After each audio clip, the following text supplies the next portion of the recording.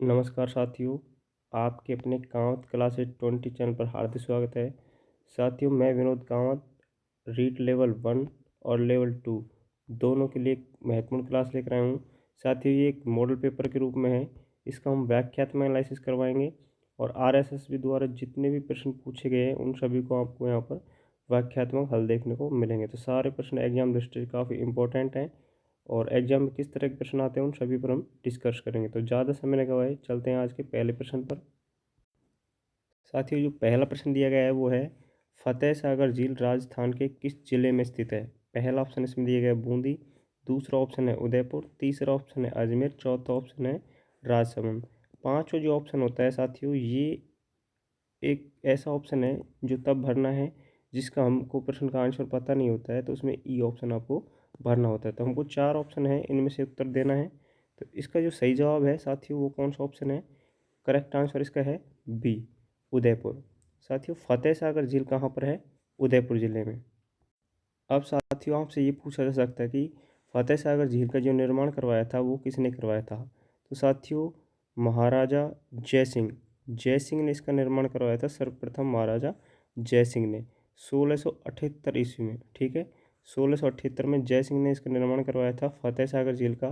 साथियों, इसका पुनर्निर्माण, ठीक है, पुनर्निर्माण करवाया था फतेह सिंह ने।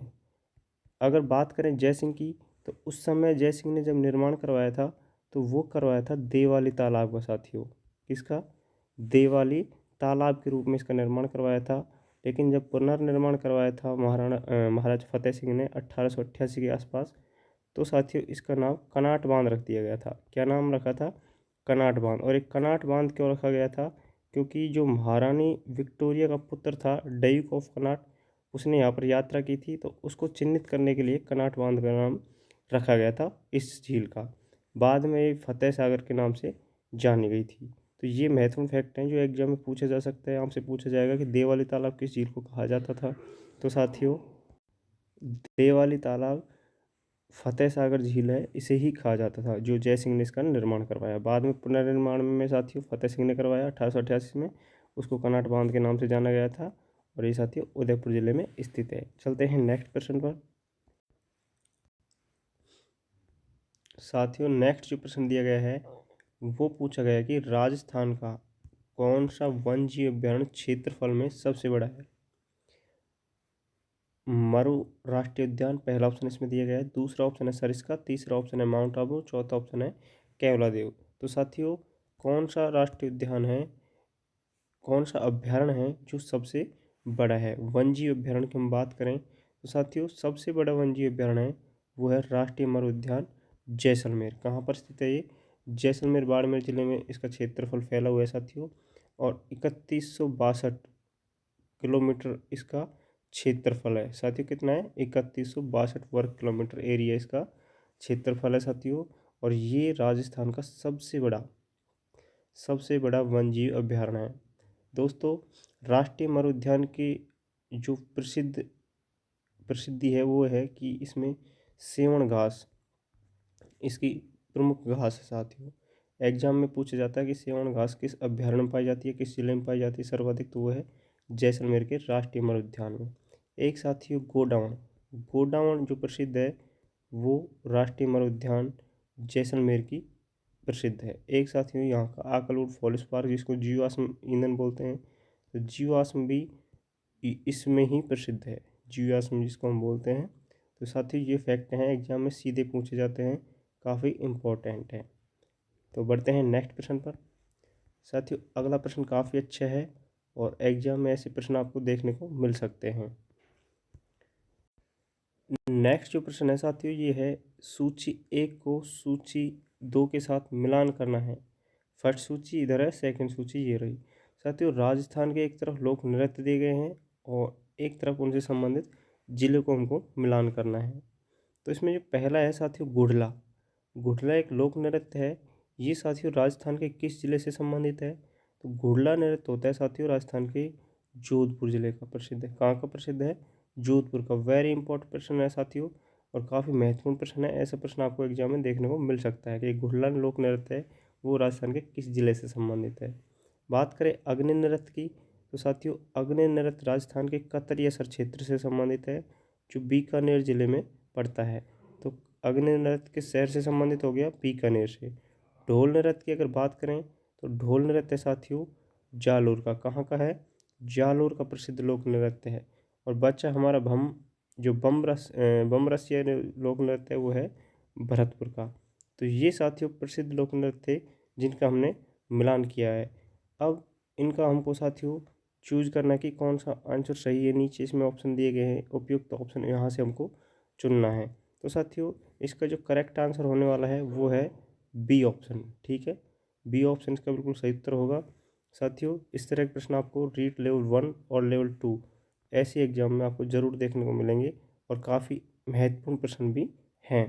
साथियों क्लास अच्छी लग रही है तो क्लास को लाइक करें, अपने दोस्तों के साथ शेयर करें, और जो साथी पहली बार जुड़ा है तो चैनल को सब्सक्राइब जरूर कर ले, बेल आइकन को प्रेस कर दे, क्योंकि साथियों यहाँ पर साथियों सारे के सारे मॉडल पेपर, बहुत सारे लगभग 10 प्लस आपको मॉडल पेपर ऐसे देखने को मिलेंगे जो एग्ज़ाम दृष्टि से काफ़ी महत्वपूर्ण होने वाले हैं। ठीक है, तो चैनल को ज्वाइन जरूर कर लेना। बढ़ते हैं नेक्स्ट प्रश्न पर। साथियों अगला जो प्रश्न आपके सामने है इसमें भी साथियों हमको मिलान करनी है सूचियों को। सूची 1 के साथ सूची 2 का मिलान करना है। साथियों एक तरफ शहर दिए गए हैं और एक तरफ वो किसके लिए प्रसिद्ध हैं वो दिया गया है।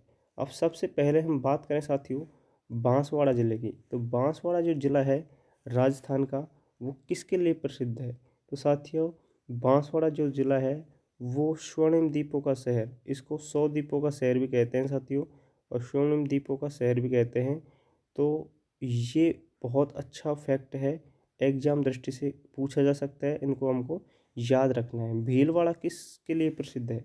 राजस्थान का भीलवाड़ा जो जिला है साथियों वस्त्रों की नगरी, वस्त्र परिधान शहर। ठीक है, इसको हम चौथे ऑप्शन से मिला देंगे भीलवाड़ा जिला।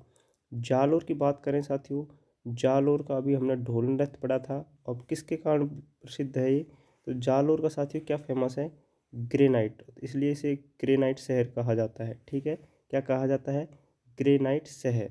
साथियों राजस्थान का जो जैसलमेर ज़िला है पश्चिमी राजस्थान का सबसे पश्चिमी ज़िला है, और ये हवेलियों और दुर्गों का शहर कहा जाता है, हवेलियों और दुर्गों के लिए प्रसिद्ध है। तो साथियों ये सारे के सारे फैक्ट हैं जो आपको एग्जाम में देखने को मिल सकते हैं, इनको हमको नोट कर लेना है और याद रखना है। बढ़ते हैं नेक्स्ट प्रश्न पर। साथियों इसका ऑप्शन यहाँ पर दिया गया है तो हमको इसको मिलान जरूर कर लेना है। तो इसका जो सही आंसर था साथियों वो कौन सा है? बी ऑप्शन बिल्कुल इसका सही आंसर रहेगा। बाकी आपको हमने मिलान कर दिया, आप वहाँ पर देख सकते हैं। नेक्स्ट प्रश्न भी साथियों सूचियों से संबंधित है, यहाँ भी हमको इसका मिलान करना है। अब देखिए एक तरफ राजस्थान के दुर्ग दिए गए हैं और एक तरफ क्या दिए गए हैं? राजस्थान के ज़िले। अब इसको हमको मिलाना है। पहला ऑप्शन दिया गया है जूनागढ़। तो साथियों जो जूनागढ़ दुर्ग है वो राजस्थान के किस जिले में है? तो साथियों जूनागढ़ राजस्थान के बीकानेर जिले में स्थित है। कहाँ पर स्थित है? बीकानेर जिले में। नेक्स्ट है गागरोन दुर्ग। तो गागरोन दुर्ग तो साथियों जल दुर्ग है और काफ़ी फेमस दुर्ग है। ये राजस्थान के किस जिले में स्थित है? झालावाड़ में। कहाँ पर है? झालावाड़ में। साथियों लोहागढ़, लोहागढ़ कहाँ पर है? भरतपुर में। और आमेर में है जो है जयगढ़ दुर्ग। तो ये सारे के सारे दुर्ग हमने मिलान कर दिए हैं। एक साथियों इन ये जो जिस नदियों के किनारे स्थित हैं उन नदियों को ज़रूर याद कर लेना, क्योंकि वहाँ से संबंधित फैक्ट पूछा जाता है एग्जाम में, तो वो भी एक महत्वपूर्ण प्रश्न बन जाता है। तो इस तरह हमको इसका मिलान करना है। और साथ ही इस प्रश्न का जो करेक्ट आंसर है ऑप्शन की दृष्टि से वो हो जाएगा बिल्कुल सी आंसर। कौन सा हो जाएगा? सी। बढ़ते हैं नेक्स्ट प्रश्न पर। साथियों क्लास अच्छी लग रही तो क्लास को लाइक कर दें। नेक्स्ट प्रश्न आपके सामने जो दिया गया है अच्छा प्रश्न है और एग्जाम में पूछा जा सकता है। इसमें पूछा गया है केवलादेव राष्ट्रीय जो घना पक्षी उद्यान है ये किस जिले में स्थित है? केवलादेव घना राष्ट्रीय उद्यान साथियों किस जिले में उपयुक्त ऑप्शन हमको चुनना है विकल्प। पहला ऑप्शन इसमें बूंदी दिया गया है, दूसरा धौलपुर, तीसरा है सवाई माधोपुर, चौथा ऑप्शन जो है वो है भरतपुर। तो दोस्तों केवलादेव घना राष्ट्रीय जो उद्यान है वो राजस्थान के किस शहर में स्थित है? वो है साथियों Keoladeo Ghana Pakshi Vihar Bharatpur. D option is the correct answer. साथियों यहाँ से एक प्रश्न पूछा जाता है कि इसका क्षेत्रफल कितना है। एक राष्ट्रीय उद्यान है और साथियों इसका क्षेत्रफल है 28.73 वर्ग किलोमीटर, लगभग साथियों हम बोल सकते हैं 29 वर्ग किलोमीटर। ठीक है, इसका क्षेत्रफल एग्जाम में पूछा गया था एक बार, तो ये हमको नोट कर लेना साथियों, काफ़ी अच्छा फैक्ट है और एग्जाम में पूछा जाता है। एक साथियों घना पक्षी जो राष्ट्रीय उद्यान है, ये सबसे पहले अभ्यारण्य बनाया गया था। क्या बनाया गया था? अभ्यारण्य। एक नॉर्मल अभ्यारण्य के रूप में इसको बनाया गया था और ये अभ्यारण्य बना था साथियों केवलादेव अभ्यारण्य 1956 में। कब बना था? 1956 में। बाद में साथियों इसको एक राष्ट्रीय उद्यान का दर्जा दिया गया था और इसे राष्ट्रीय उद्यान का जो दर्जा दिया गया था वो 1981 में दिया गया था। साथियों एक एग्जाम में फैक्ट पूछा जाता है कि यूनेस्को द्वारा केवलादेव जो राष्ट्रीय उद्यान है उसको विश्व धरोहर सूची में कब शामिल किया? तो यूनेस्को ने विश्व धरोहर सूची में जो शामिल किया था वो किया था साथियों, कब किया था? 1985 में। तो ये तीनों के तीनों आपको ये डेट हैं, ये नोट कर लेनी है और एग्जाम में आपको यहाँ से एक प्रश्न देखने को भी मिल सकता है। काफ़ी अच्छे फैक्ट हैं साथियों, इन सभी को नोट करते चलना है और सारे के सारे इम्पोर्टेंट है और यहाँ से प्रश्न पूछा जा सकता है साथियों। तो हर एक प्रश्न आपके लिए काफ़ी महत्वपूर्ण है, तो इनको नोट करते रहिए और आगे बढ़ते रहिए। साथियों नेक्स्ट जो प्रश्न दिया गया है वो है हर्षद माता का मंदिर कहाँ पर स्थित है? राजस्थान में हर्षद माता का मंदिर, पहला ऑप्शन इसमें दिया गया है पुष्कर, दूसरा ऑप्शन है माउंट आबू, तीसरा ऑप्शन है सालासर, चौथा ऑप्शन है आबानेरी। साथियों इसका जो करेक्ट आंसर होने वाला है वो होगा आबानेरी। साथियों हर्षद माता का मंदिर जो आबानेरी की चांद बावड़ी दौसा में स्थित है वहीं पर बना हुआ है हर्षद माता का मंदिर। अब ये आबानेरी दौसा में जो है ये हर्षद माता का मंदिर के लिए प्रसिद्ध है। ये 8वीं सदी का मंदिर है लगभग। अगर आपसे पूछा जाए कि कौन सी सदी का मंदिर है तो ये 8वीं सदी का मंदिर है साथियों। चौहान वंश का एक राजा था, उसका नाम था चांद सिंह, जिसका निर्माण चांद बावड़ी है उसका निर्माण भी इसने ही करवाया था। तो साथियों इसने इसका निर्माण करवाया था हर्षद माता के मंदिर का। ये जो मंदिर है साथियों हर्षद माता का, ये किस शैली में बना हुआ है? तो ये एग्जाम में पूछा गया प्रश्न है और ये इसका जो सही आंसर था साथियों वो था महामारू शैली। ऐसे प्रश्न भी एग्जाम में देखने को मिलेंगे, तो इनको भी आपको नोट करते रहना है। हर्षद माता का मंदिर किसको समर्पित है?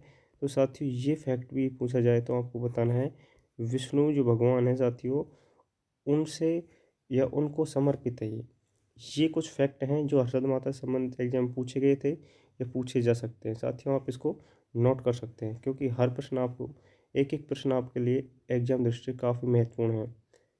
नेक्स्ट प्रश्न जो दिया गया है साथियों वो है रणथंभौर दुर्ग राजस्थान के किस जिले में स्थित है? बाड़मेर, सवाई माधोपुर, बूंदी, अजमेर। दोस्तों रणथंभौर जो दुर्ग है राजस्थान के सवाई माधोपुर जिले में स्थित है। कहाँ पर है? सवाई माधोपुर जिले में स्थित। रणथंभौर दुर्ग से संबंधित काफ़ी महत्वपूर्ण फैक्ट हैं जो एग्जाम दृष्टि से कई बार पूछे जा चुके हैं। तो सबसे इम्पोर्टेंट जो फैक्ट है रणथंभौर दुर्ग का वो ये है साथियों कि यहाँ पर एक जौहर हुआ था, राजस्थान का एकमात्र कह सकते हैं जल जौहर। साथियों यहाँ पर कैसे जौहर हुआ है? जल जौहर, राजस्थान में जल जौहर इसके अलावा और कहीं भी नहीं हुआ। जल जौहर जो हुआ था साथियों वो हुआ था 1301 ईस्वी में। कब हुआ था? 1301 ईस्वी में। साथियों रणथंभौर दुर्ग पर आक्रमण किसने किया था उस टाइम जब जल जौहर हुआ था? तो अलाउद्दीन खिलजी ने किया था। किसने किया था? अलाउद्दीन खिलजी ने। साथियों कब किया था? 1301 में किया था। वहाँ पर जौहर किसने किया था साथियों? वहाँ पर जो जौहर किया था वो किया था रंगा देवी। किसने किया था साथियों? रंगा देवी और उसकी एक पुत्री थी उसका नाम था पद्मला। ठीक है, ये एग्जाम में पूछा जाता है प्रश्न और काफ़ी इम्पोर्टेंट फैक्ट है साथियों। खिलजी ने जब आक्रमण किया था तो वहाँ का जो शासक था वो था हम्मीर देव। हम्मीर देव चौहान वहाँ का क्या था? शासक था। इसके अलावा साथियों इस दुर्ग को विश्व धरोहर सूची में भी शामिल किया गया है। तो 2013 में से विश्व धरोहर 6 दुर्गों को एक साथ में सूची में शामिल किया था विश्व धरोहर सूची में, तो 2013 में से विश्व धरोहर सूची में भी शामिल कर लिया। तो साथियों ये फैक्ट हैं एग्जाम दृष्टि से रणथंभौर दुर्ग से संबंधित जो एग्जाम में पूछे गए हैं, पूछे जा सकते हैं। अच्छा प्रश्न है, इसको आप नोट कर सकते हैं। साथियों क्लास अच्छी लग रही है तो क्लास को लाइक ज़रूर कर देना। ऐसे ही आपको यहाँ पर सारे जो पेपर लेकर आएंगे उनका व्याख्यात्मक एनालिसिस देखने को मिलेगा। तो जो साथी पहली बार जुड़ते हैं चैनल को सब्सक्राइब कर ले, बेल आइकन को प्रेस कर दे और दोस्तों के साथ शेयर जरूर कर देना, क्योंकि यहाँ से आपको बहुत सारे एग्जाम में प्रश्न देखने को मिलेंगे। साथ ही नेक्स्ट जो प्रश्न दिया गया है वो दिया गया है आपको, कोटा शैली चित्रकला को प्रोत्साहित करने का श्रेय किसे दिया जाता है? महाराव राम सिंह को, राजा जयसिंह को, सवाई जयसिंह को, राजा प्रताप सिंह को। साथियों, जो कोटा शैली को प्रोत्साहित करने का जो श्रेय दिया जाता है वो दिया जाता है साथियों महाराव राम सिंह को। किसको दिया जाता है? महाराव राम सिंह को। एक कोटा चित्र शैली से संबंधित फैक्ट सीधा आता है कि कौन सी चित्र शैली है जो शिकार दृश्य के लिए प्रसिद्ध है। तो साथियों, जो शिकार दृश्य के लिए प्रसिद्ध शैली है वो एकमात्र राजस्थान की कोटा शैली है। ठीक है, अच्छा फैक्ट है, इसको आप नोट कर लेना। शिकार दृश्य के लिए प्रसिद्ध जो शैली है वो कौन सी है? कोटा चित्र शैली। इसके अलावा साथियों, इसका जो उत्कृष्ट काल माना जाता है, अच्छा काल माना जाता है, स्वर्ण काल भी कह सकते हैं, वो उम्मेद सिंह का था। किसका था?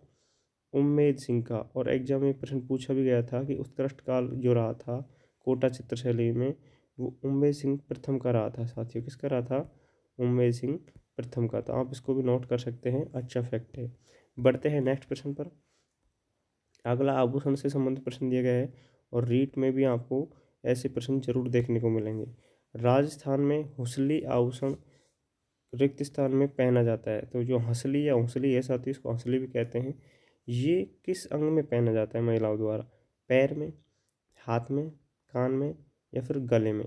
तो साथियों, जो हंसली आभूषण है ये पहना जाता है साथियों गले में। अब गले के कौन कौन से ऐसे आभूषण हैं जो अब तक एग्जाम में पूछे गए हैं, पूछे जा सकते हैं? साथियों, सबसे पहले एक पूछा जाता है चंपाकली। चंपाकली आभूषण गले का आभूषण है और एग्जाम में कई बार रिपीट हुआ है चंपाकली आभूषण कहाँ पहना जाता है। साथियों, इसके अलावा एक आभूषण है ठुस्सी। ठुस्सी आभूषण भी प्रसिद्ध आभूषण है और ये भी साथियों कहाँ पहना जाता है? गले में पहना जाता है। इसके अलावा साथियों एक है तीमणियों। कौन सा आभूषण है? तीमणियों। और साथियों, तीमणियों जो आभूषण है ये भी अच्छा फैक्टर कई बार एग्जाम में रिपीट हुआ है। इसके अलावा तुलसी आभूषण है साथियों, तुलसी। तुलसी आभूषण है, ठुस्सी है, तीमणियों है, चंपाकली है, बजटी है साथियों, एक बजटी आभूषण है जो भी कई बार एग्जाम में पूछा जाता है। हमेल है साथियों, हमेल। एक हालरो है, हालरो। ये कुछ आभूषण हैं जो अब तक एग्जाम में पूछे भी गए हैं और बार बार रिपीट हुए हैं। तो गले के प्रमुख आभूषण हैं हंसली, चंपाकली, ठुस्सी, तीमणियों, तुलसी, बजटी, हमेल और हालरो। तो साथियों, इनको आप नोट कर सकते हैं। यहाँ से अगर गले से संबंधित आभूषण पूछा जाएगा तो इनसे बाहर नहीं पूछने वाला है, इसको आप नोट कर ले। अच्छा फैक्ट है ये साथियों, एग्जाम में आपको देखने को मिल सकते हैं। नेक्स्ट प्रश्न जो दिया गया है साथियों वो है कि खाटू श्याम मंदिर राजस्थान के निम्नलिखित में से किस जिले में स्थित है? साथियों, खाटू श्याम जी के जो मंदिर है वो कहाँ पर है? भरतपुर में है, बीकानेर में है, सीकर में है या करौली में? इसको तो आप सभी जानते होंगे साथियों।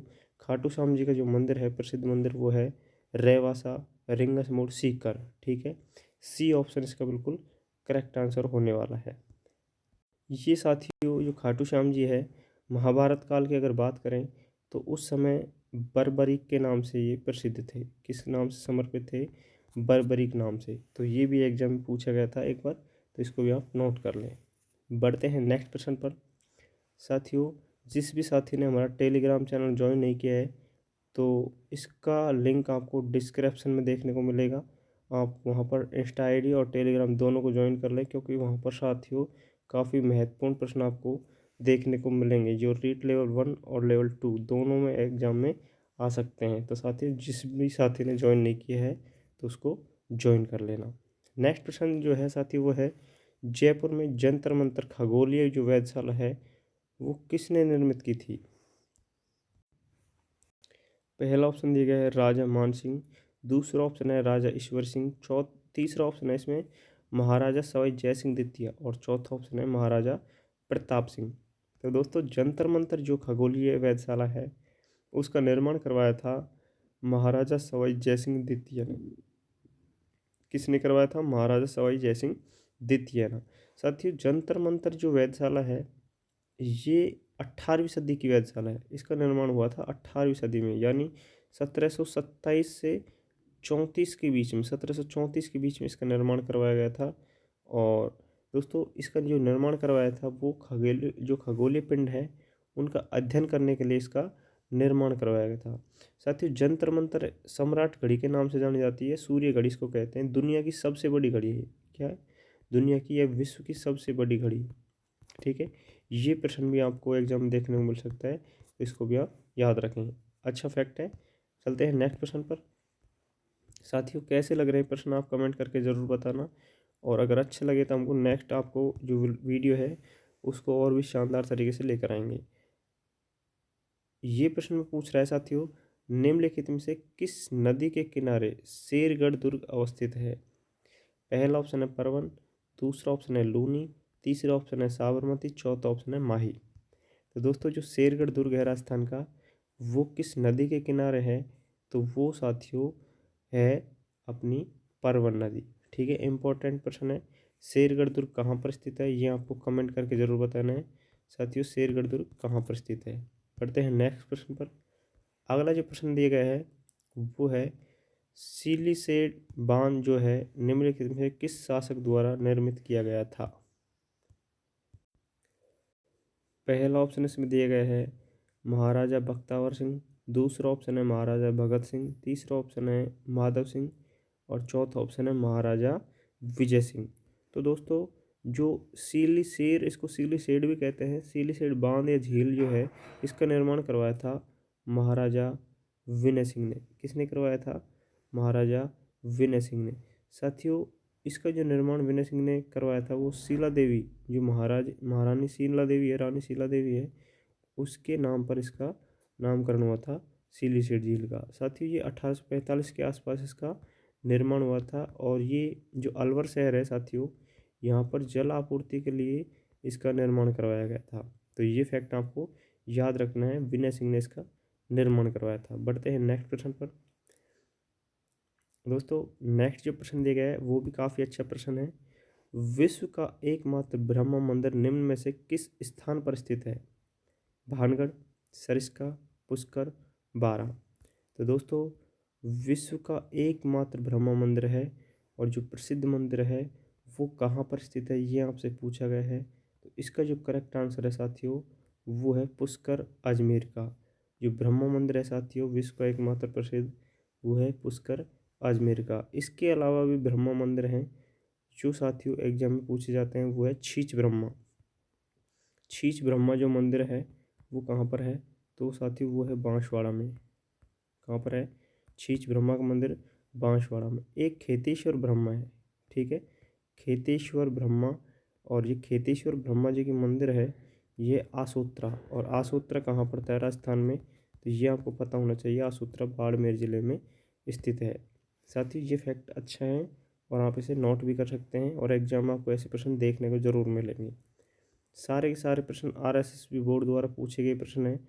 हम केवल इनका व्याख्यात्मक आपको एनालिसिस करवा रहे हैं, जो एग्जाम दृष्टि काफ़ी महत्वपूर्ण हो सकते हैं और हर एक प्रश्न आपके लिए इम्पोर्टेंट है। सवेरे के सारे प्रश्न आपको ध्यान से एनालिसिस करने हैं।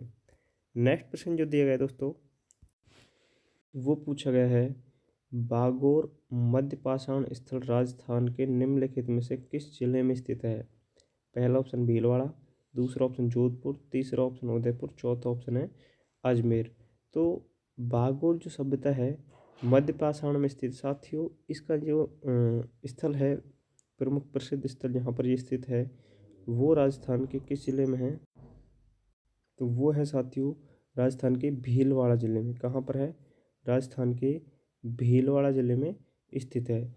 साथियों ये इसके खोजकर्ता अगर बात करें, बागोर सभ्यता के खोजकर्ता या उत्खननकर्ता, तो वो थे वी.एन. मिश्रा। कौन थे? वी.एन. मिश्रा। और एक इसके साथी थे वसंत सिंधे। तो ये एग्जाम में पूछा जाता है कि इसके खोजकर्ता कौन थे, तो वसंत सिंधे एवं वी.एन.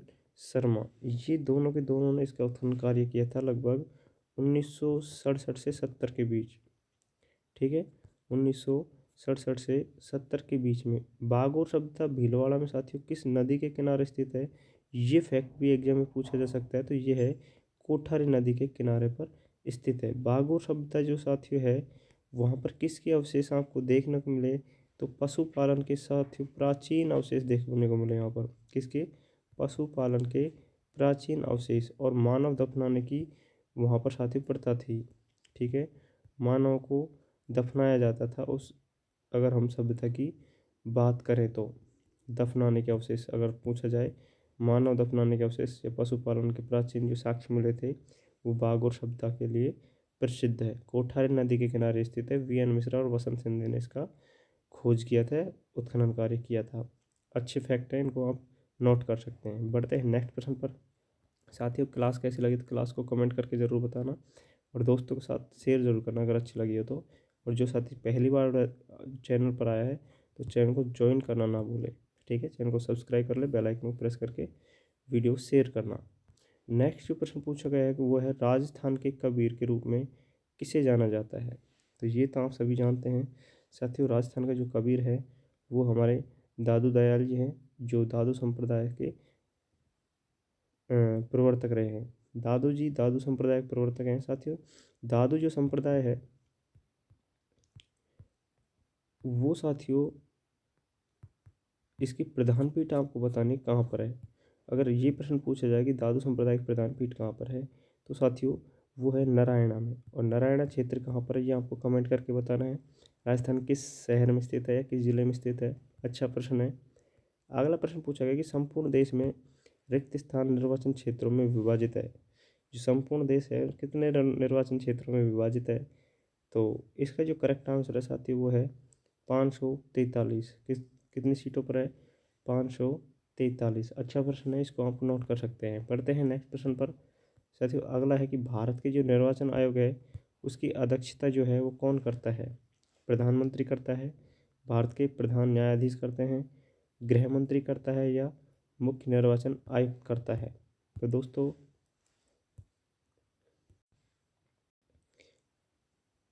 इसका जो अध्यक्षता करता है वो है मुख्य निर्वाचन आयुक्त। कौन करता है? मुख्य निर्वाचन आयुक्त। साथियों राजस्थान का वर्तमान निर्वाचन जो आयुक्त है वो कौन है? राजस्थान का वर्तमान अगर निर्वाचन आयुक्त की बात करें तो वो है राजेश्वर सिंह। राजस्थान की मैं बात कर रहा हूँ, कौन है? राजेश्वर सिंह। इससे पहले था साथियों वो, उसका नाम था मधुकर गुप्ता। लेकिन वर्तमान में जो है वो सितंबर, लगभग 20 सितंबर के आसपास इसे बनाया गया है, 19-20 सितंबर 2025 को। तो ये है राजेश्वर सिंह, उससे पहले मधुकर गुप्ता थी। ठीक है, तो ये आपको नोट कर लेना, अच्छा फैक्ट है करंट की दृष्टि से। चलते हैं नेक्स्ट प्रश्न पर। साथियों अगला प्रश्न दिया गया कि राजस्थान स्टार्टअप और इनोवेशन नीति जो है किस वर्ष जारी की गई थी।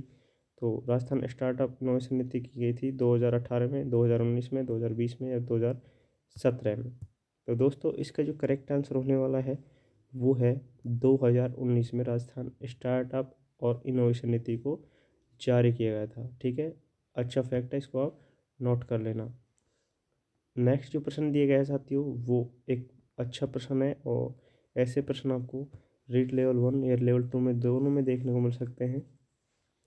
ऐश्वर्य गुड़ा और भाग्यम किसके लिए प्रसिद्ध है? कोयला क्षेत्र, तेल क्षेत्र, जिंक क्षेत्र, रॉक फास्फेट क्षेत्र। इनमें से साथियों जो सही उत्तर है उनको चुनना है। तो ऐश्वर्य या भाग्यम साथियों ये तेल के कुएँ हैं। क्या है? तेल के कुएँ हैं साथियों ये। और ये जो कुएँ हैं साथियों, ये जो बेसिन है वो बाड़मेर और सांचौर बेसिन के बीच का क्षेत्र है। कहाँ का? बाड़मेर और सांचौर जो जालोर का क्षेत्र है उस बेसिन का बीच का क्षेत्र है, जहाँ पर ऐश्वर्या गुड़ा, भाग्यम, सरस्वती, कुछ ये साथियों तेल के कुएँ हैं। और इसकी जो खोज की थी, ये एग्जाम में कई बार पूछा गया कि खोजकर्ता जो था इन कुओं का वो कौन था। तो वो था साथियों केरन इंडिया। कौन था? केरियन इंडिया जो कंपनी है इसने इसकी खोज की थी। साथियों ये कुछ महत्वपूर्ण प्रश्न थे लेवल 1 और लेवल 2 के लिए। कैसे लगे आप कमेंट करके ज़रूर बताना। आपको सारे प्रश्नों के बारे में हमने वाक्यात्मक एनालिसिस करवाया है। ये हमारी पहली क्लास थी आज की और नेक्स्ट क्लास हम बहुत जल्द लेकर आएंगे। तो वीडियो कैसी लगी कमेंट करके वो ज़रूर बताना। और जो साथी पहली बार जुड़ा है तो चैनल को सब्सक्राइब कर ले, बेल आइकन को प्रेस कर दे। वीडियो अच्छी लगी तो वीडियो को शेयर करें दोस्तों के साथ। धन्यवाद, मिलते हैं नेक्स्ट वीडियो में।